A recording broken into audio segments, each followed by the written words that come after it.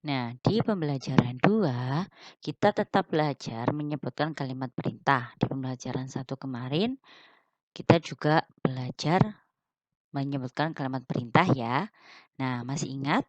Kalimat perintah selalu diakhiri dengan kata lah dan kan. Dan diakhiri dengan tanda seru. Nah, sekarang kita belajar menyebutkan kalimat perintah dalam teks cerita. Nah, sebuah teks terdapat berbagai jenis kalimat, yaitu salah satunya kalimat perintah. Kalimat perintah pada teks diakhiri dengan tanda seru. Coba kita baca sama-sama cerita singkat ini. Bel sudah berbunyi. Tanda jam pelajaran dimulai. Siswa bersiap-siap memulai pelajaran. Buatlah kelompok sebanyak 4 orang, kata bu guru. Siswa segera membentuk kelompok dan bu guru memberi tugas.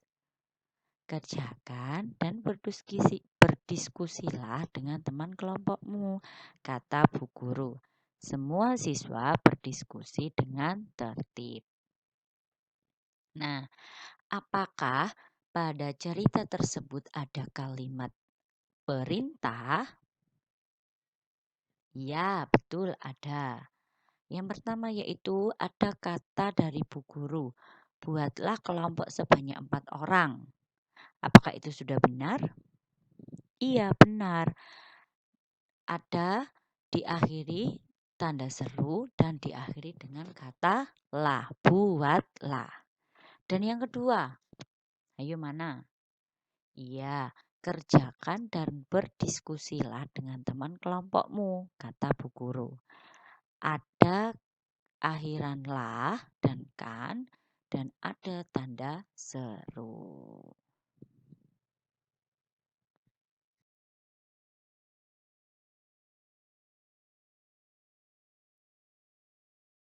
Selanjutnya yaitu menyebutkan pengamalan sila pertama Pancasila di sekolah. Karena di subtema 3 ini kita belajar bagaimana caranya hidup rukun di sekolah. Ada yang sudah kangen ini ya, pengen sekolah ya.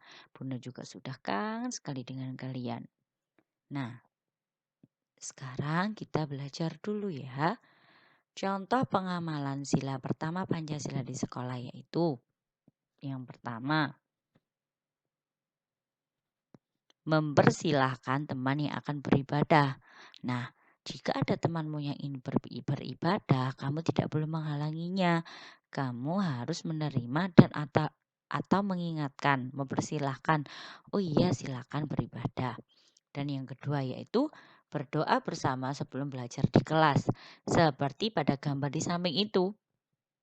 Ada Siti, ada Lani, ada Udin, ada Made, ada Edo, dan Bu Guru. Mereka berdoa bersama sebelum belajar di kelas.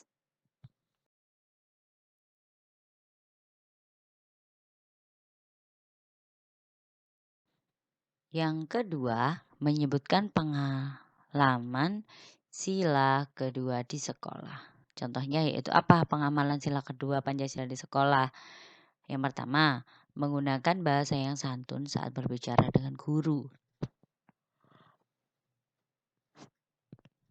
Dan yang kedua yaitu menolong teman yang mengalami kesulitan. Coba perhatikan gambar itu. Ada Made sedang melerai temannya yang ingin bertengkar. Akhirnya Made dengan berbicara yang sopan, yang santun, dia meredam amarah mereka berdua agar tidak bertengkar. Itu adalah contoh penerapan atau pengamalan sila kedua Pancasila di sekolah.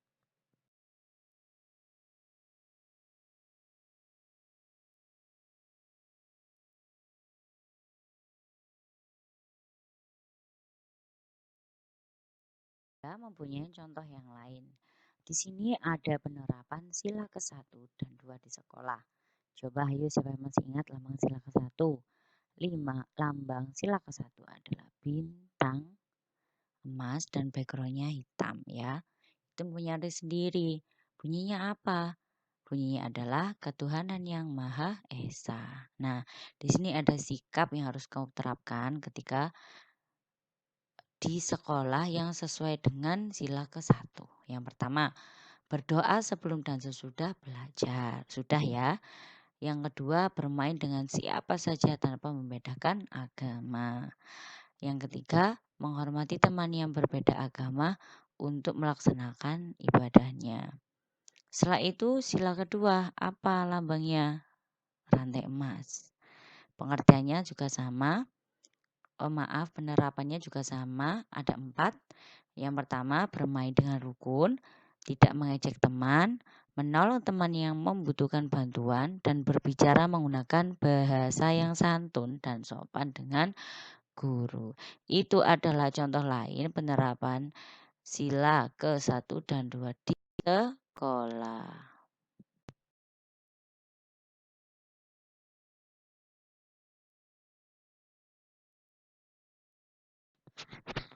Sekarang kita masuk di pembelajaran 3, yaitu mengidentifikasi kalimat perintah dalam percakapan. Nah, kalimat perintah sering diucapkan dalam percakapan sehari-hari. Perintah dalam percakapan memiliki arti yang berbeda-beda. Simak contoh Bunda ini ya.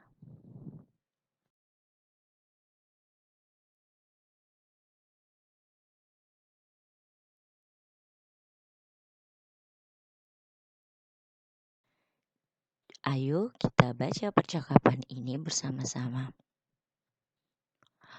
Udin berkata, "Teman-teman, bersihkanlah kelas sesuai pembagian tugas." Siti menjawab, "Siap, Din, aku akan menyapu." Lalu, Edo juga menjawab, "Aku akan menghapus papan tulis sampai bersih." Benny juga menjawab, "Aku akan membereskan lemari buku." Lalu, Udin menjawab, "Terima kasih teman-teman. Ayo kita bersihkan kelas sebaik-baiknya." Nah, pada percakapan ini antara Udin, Siti, Ido, dan Benny, apakah kalian melihat kalimat perintah? Ya, kalimat perintah terdapat pada kata yang diucapkan Udin. Teman-teman, bersihkanlah kelas sesuai pembagian tugas. Nah, kata bersihkanlah diakhiri dengan kata lah dan diakhiri dengan tanda seru. Lalu, apakah ada lagi? Tidak ada. Ayo kita bersihkan kelas sebaik-baiknya itu adalah kalimat ajakan, bukan kalimat perintah. Nah, sekarang sudah bisa ya membedakan mana itu kalimat ajakan dan mana itu kalimat perintah.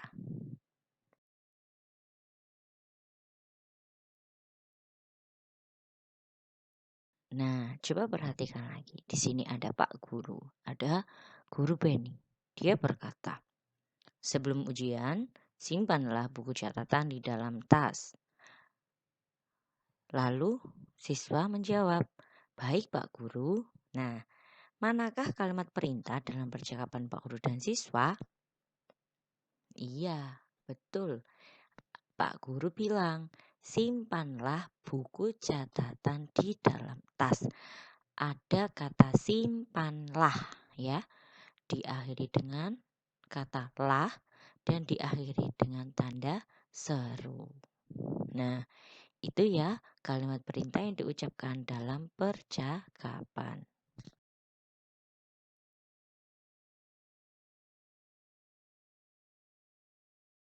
Nah, sekarang kita tinggalkan kalimat perintah dulu, kita masuk di menghitung, yaitu kemarin di subtema, di BB1 kita belajar menghitung penjumlahan. Nah, sekarang menghitung pengurangan suatu bilangan. Masih tetap sama ya. Soal pengurangan itu dapat dilakukan dengan 3 cara. Yang pertama, bantuan gambar, bersusun panjang dan bersusun pendek. Coba perhatikan contoh berikut. Dedi mempunyai 147 butir kelereng. Kelereng Budi hilang 29 butir. berapa sisa kelereng milik Dedi? Nah, sekarang kita yang pertama hitung dulu memakai bantuan gambar.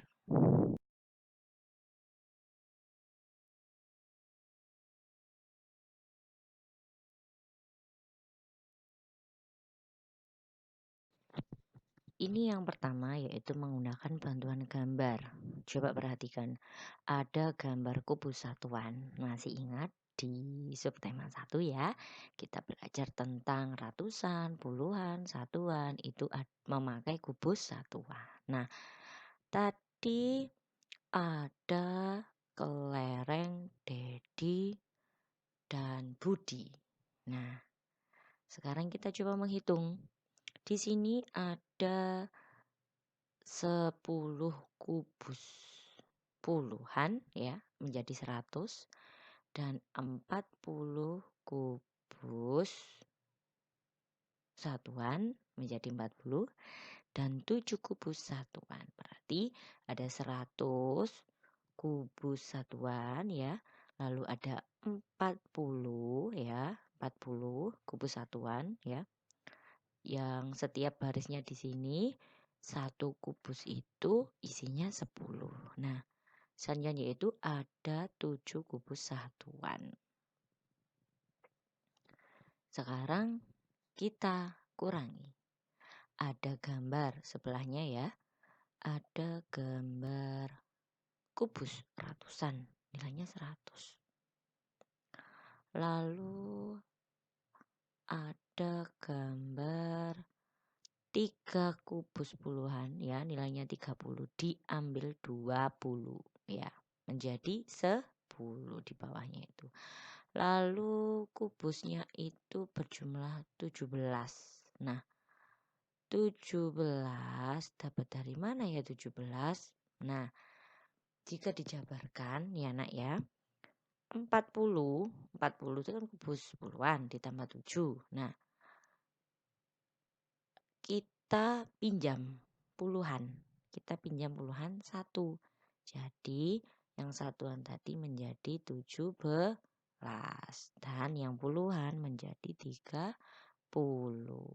Jadi kita pinjam menjadi 17 dikurangi 9, hasilnya 8. Berarti jika dijumlahkan ratusan puluhan satuan, 100 ditambah 10 ditambah 8 yaitu 118 butir kelereng milik Dedi. Jadi sisa kelereng milik Dedi adalah 118 butir.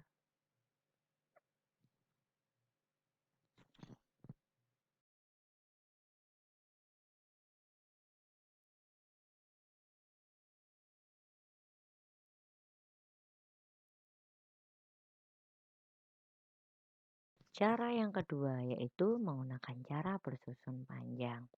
Sama seperti di penjumlahan ya. Ada bilangan 147 ya dan 29.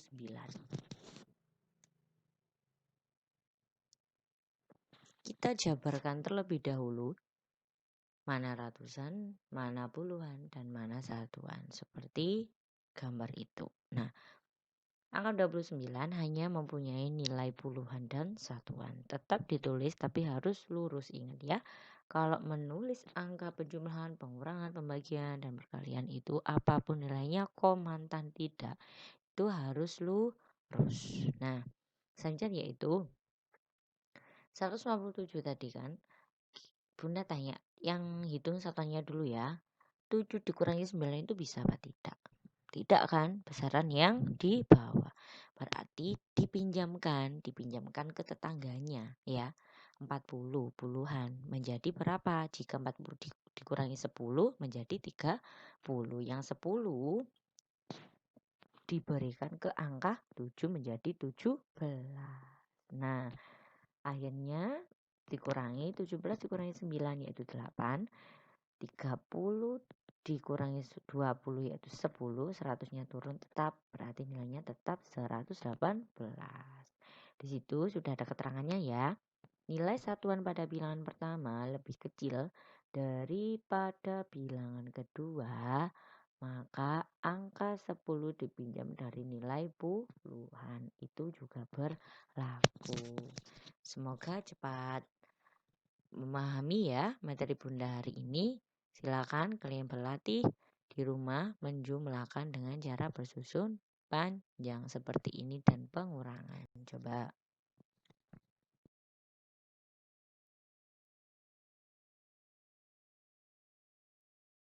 Dan yang ketiga yaitu menggunakan cara bersusun pendek. Coba tadi perhatikan ada bilangan 147 dikurangi 29. Nah, itu lurus. 7 dikurangi 9 tadi tidak bisa, akhirnya minjem tetangganya 1. Berarti menjadi 17. Yang dipinjam tadi tinggal 3 kan 4 yang diambil. Dipinjam. Berarti 17 dikurangi 9 yaitu 8. Nah, setelah itu kita kurangkan puluhannya. Puluhannya itu 3 dikurangi 2 berarti 1. Sedangkan 1 ratusan nilainya tetap.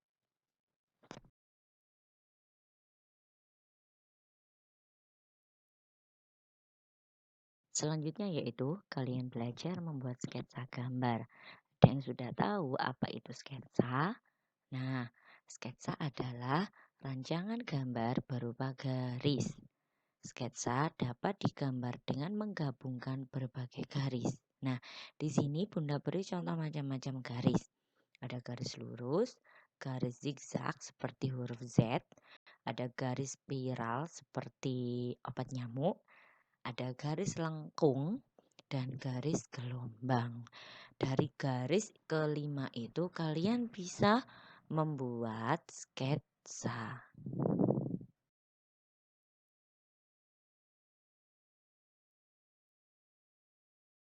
Nah, sekarang coba kita membuat sketsa di kertas gambarmu. Ikuti ini ya.